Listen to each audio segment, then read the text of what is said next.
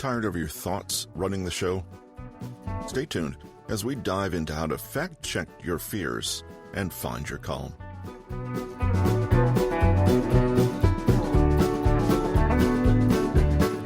Hello, listeners. This is The Path to Calm. Stop overthinking, become present, find peace. It's July 29th, 2025, and today we'll explore ways to calm your mind and find tranquility in the present moment. You can find more resources at www.bit.ly/Nick Trenton. Today's featured book is Wait, I Need to Overthink, From Panicked and Trapped to Observant and Intentional. This is from the Path to Calm book series by Nick Trenton. Today's episode pulls from the beginning of Chapter 3 of this book.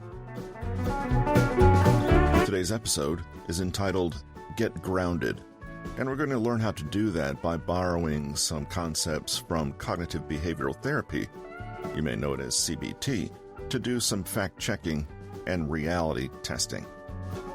We'll first discuss grounding in the present moment, where we start by utilizing our senses to connect with the present moment and distance ourselves from overwhelming thoughts. Touch, sight, hearing, taste, and smell can all serve as anchors that bring us back to the present. Next, we'll identify negative thoughts and discuss how to identify those negative thoughts, beliefs, or assumptions that contribute to feelings of anxiety. And once these are recognized, it's essential to gather and analyze objective data for and against them.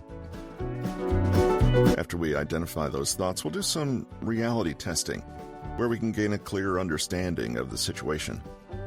By examining concrete facts, rather than our perception or interpretation, we can challenge those cognitive distortions and make better decisions about how to proceed.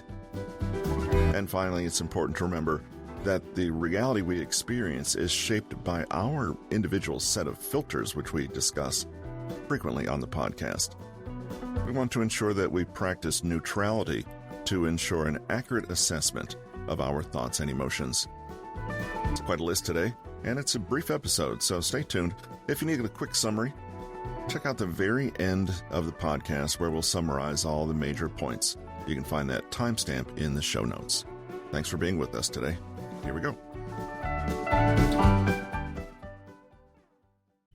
Understanding your feelings and finding clarity in your thoughts will drastically reduce feelings of overwhelm.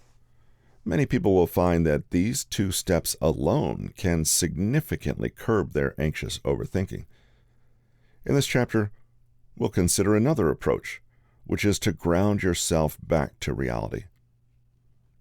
Anxiety is a loose, vague, and fantastical thing of undetermined size and infinite proportions. But the real world right in front of us, however, is a lot smaller and easier to manage. Let's explore how to re-engage with the facts of our reality and deal with the practical issues that may be stressing us out. Don't take your own word for it. Margaret suffers from anxiety and overthinking. She comes home from a casual get-together one day and starts ruminating. When her friends laughed, were they laughing with her or at her? Did she say something really stupid? Why did that person look at her that way, and what did it mean? Were they all talking about her right now? She replays certain scenes over again and again in her mind, like an awful video recording, pausing and replaying over the most uncomfortable parts. The whole thing makes her feel almost queasy with worry. A few days later, a friend who went to the same get-together makes a random comment to Margaret, saying, "Well, you certainly made an impression the other night." Margaret bursts into tears, all her worst fears confirmed. "What's wrong?" says the friend. "I was only going to say that a guy there asked me for your number. I think he's interested." Anxiety can warp the way we interpret everything. In a very real way, Margaret created a whole new reality for herself, then stepped into it, assuming it was reality itself. Margaret's anxiety so distorted the way she processed information that she perceived neutral and even positive information as a threat. Rumination has a nasty habit of slowly disconnecting us from reality and inching us closer and closer to our own expectations, assumptions, and fears. That is, unless we make a conscious effort to question ourselves. This process is called reality testing. If you're a media-savvy person, you probably already know not to believe everything you read. This is the same principle, except you're committing to not believing everything you think. Anxious people can get caught in a trap where they constantly engage with their picture of reality and not reality itself.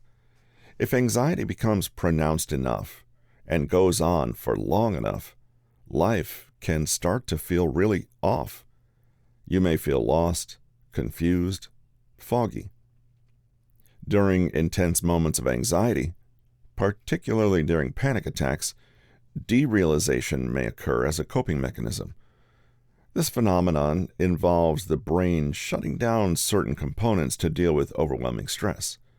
As a result, people can feel totally disconnected from reality, experiencing sensations of unreality or unfamiliarity with their surroundings. Anxiety-induced cognitive distortions further exacerbate the sense of distorted reality. These distortions can lead you to interpret and overthink situations in a negative or exaggerated manner, further hindering your ability to process information and maintain focus. Physical symptoms associated with anxiety, such as lightheadedness or hyperventilation, can also affect sensory perception, making it difficult to perceive the external environment accurately. As scary as all this sounds, the solution is simply to ground back in reality again. Thankfully, this is something anyone can achieve at any point, no matter how far into an anxiety loop they are. The idea is simply to reconnect to your five senses and the present moment. Try the 5-4-3-2-1 technique, where you try to look around the room and find 5 things you can see, 4 things you can touch, 3 things you can hear, 2 things you can smell, and 1 thing you can taste, or variations on this theme. This will instantly calm and ground you because it brings you back into the most important aspect of reality, the fact that it is only happening right now. Reality testing your thoughts. Once you're feeling calmer, it's possible to take a more skeptical stance on your own anxious thoughts. Reality testing is a fundamental concept in cognitive behavioral therapy that helps people examine their thoughts and perceptions objectively by relying on concrete, objective data. In CBT, it's understood that thoughts, feelings, and behaviors are interconnected, and altering one aspect can influence the others. Since changing feelings directly can be challenging, reality testing focuses on modifying behaviors or thoughts to bring about positive changes. In practical terms, reality testing involves scrutinizing one's thoughts and perceptions by evaluating evidence that supports or contradicts them. Step 1. Identify the negative thought, belief, or assumption. First, is it a thought or a feeling? A prediction, a judgment, or appraisal? Remind yourself that it is not reality that you are engaging with, but reality as it appears through your set of filters. So look at the filters. Are they helping or hindering? Are you applying an absolute rating to yourself, such as, I'm lazy, I'm unlikable, or I'm dumb? Are you jumping to conclusions? I failed at this, so I'll fail at everything else. Or mind reading? She's probably angry at me. I can just tell. Are you overgeneralizing? Everything sucks. or discounting the positive. This award is only because they feel sorry for me. Just notice what you're thinking and feeling and put a label on it. Notice it as a thought and as a feeling, rather than just how things are. Step 2. Gather some data. Now look for evidence for and against the thoughts and beliefs you've identified. One way to do this is to divide a sheet of paper into 2 sections. In the first column, write down the traits, behaviors, and thoughts of someone who fully embodies the negative label. For example, if the label is lazy, describe someone who sleeps all day, mooches off others, etc. In the next column, write down your own actions and traits. Be as neutral and objective as possible, as though you were an impartial third party, merely observing your life rather than passing judgment on it. Another approach is to gather evidence for and against your thought. For example, if you put the thought, "everything sucks," at the top of your page, fill the left-hand side with things you are unhappy about. But in the right-hand side, see if you can list evidence that everything does not suck, i.e., note down all the things that are going well for you, the things you're grateful for, your strengths and virtues, and even things that are just neutral. The key to doing this exercise correctly is to clear your mind and approach the situation with genuine curiosity, almost as though you are a scientific investigator or a member of a jury in a court, hearing the evidence in a case. Try not to fix the game by actively working toward the conclusion you really want. To stay objective, it might help to imagine that you're doing this entire process for a friend or a stranger. Step 3. Analyze your data. Now take a look at the information you've gathered about this particular idea or event and see if you can come to a sound, reasonable conclusion. If you're comparing the traits of an objectively lazy person with your own traits, how much overlap can you see? Factually and objectively speaking, are there differences? Are the lists 100% the same? What stands out to you? If you're gathering evidence for and against a belief, take a look and see how the lists compare. If, for example, the belief is everything sucks, then is this really compatible with a sizable list of things that do not suck? Step 4. Have compassion. Looking at the data you have, how would you react if it belonged to someone you knew and loved, or to a stranger? Imagine that what you are seeing applies to a very young child, or indeed yourself when you were just a child. How do you feel about this information now?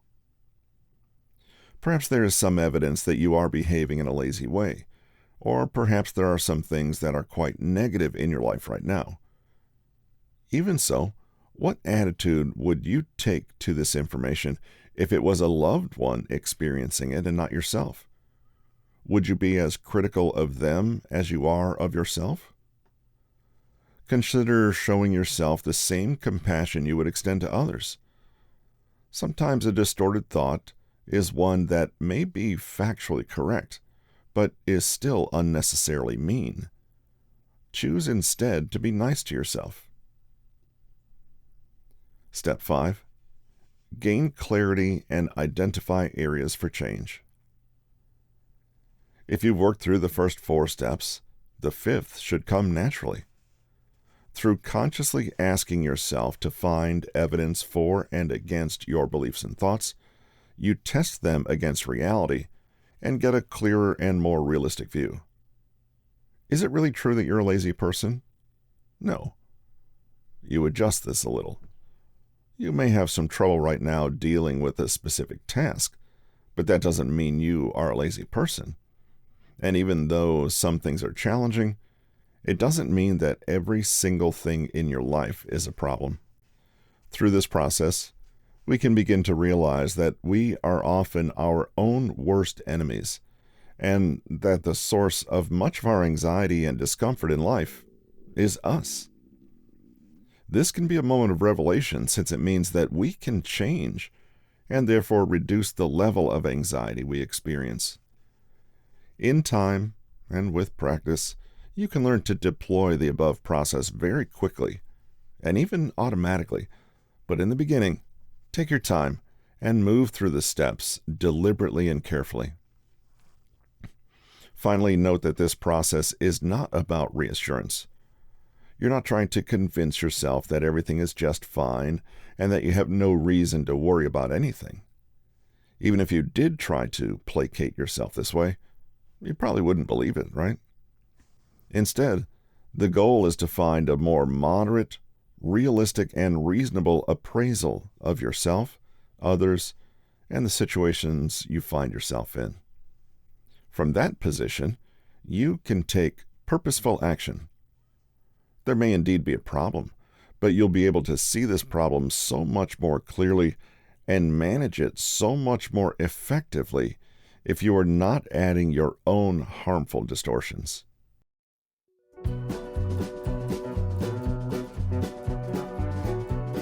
Let's get right into today's summary.